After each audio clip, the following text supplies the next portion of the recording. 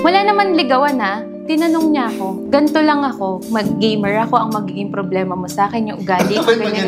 Oh, okay lang ba sa'yo na maging boyfriend mo ako? Oh my God! So, eventually in your relationship, kailan nyo na-realize na kahit yung moment na lang na seryoso na kayo sa isa't isa? Actually, yung paano naging kami, naku, ang weird kasi lumalabas kaming tatlo nung naiwan na yun, after ng travel na yun, naging magka-close kami. So, niyayaya na nila ako laging lumabas. Ako din nagyayaya na sa kanila. So, nagkakaroon na kami ng trip together kaming tatlo. May friend ako na isang lalaki na kasama na. Meron pang wingman. Oo, yan. And then one day, outside message na siya dun sa GC namin. So, nag-personal message. Bigla mo na lang. Personal message. Recorded ito, hindi na matatapin. Hindi, may tatanong lang ako sa'yo. Yan, so nag-personal message na siya. Ako naman, sige, sama naman ako. Tapos, lumalabas na kami together. Hindi naman KKB, kunyari, sinagot ko yung pagkain, sasagutin niya yung message namin.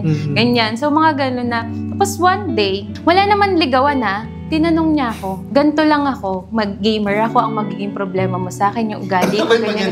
Oh, okay lang ba sa'yo na maging boyfriend mo ako? Oh my God!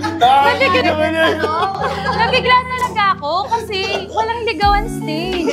So, all along yung lumalabas kami as friend, yun na ba yun? Hindi mo naman nasabi din talaga in advance na may ligawan. Ako naman, bilang nabigla and medyo, ewan ko, groggy bang sa alak.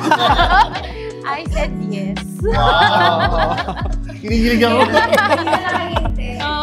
I said yes, pero after 4 days, medyo nahimasmasan ako. Sabi ko sa kanya, magkita tayo. Tapos nakikipaghiwalay ako. Sabi ko, sabi ko, you're so young. Medyo nabigla lang din talaga ako noon. Kasi 3 years ang gap namin eh. Mas matanda ako ng 3 years sa kanya. Tapos alam mo, sabi niya sa akin, exciting nga, mas maganda nga yung unexpected. Oh, wow, thank you ah. Sabi ko, subukan natin. Malay mo Oo, yun talaga yung sinabi niya sa akin. Ayun, wala na. Asawa ko na siya.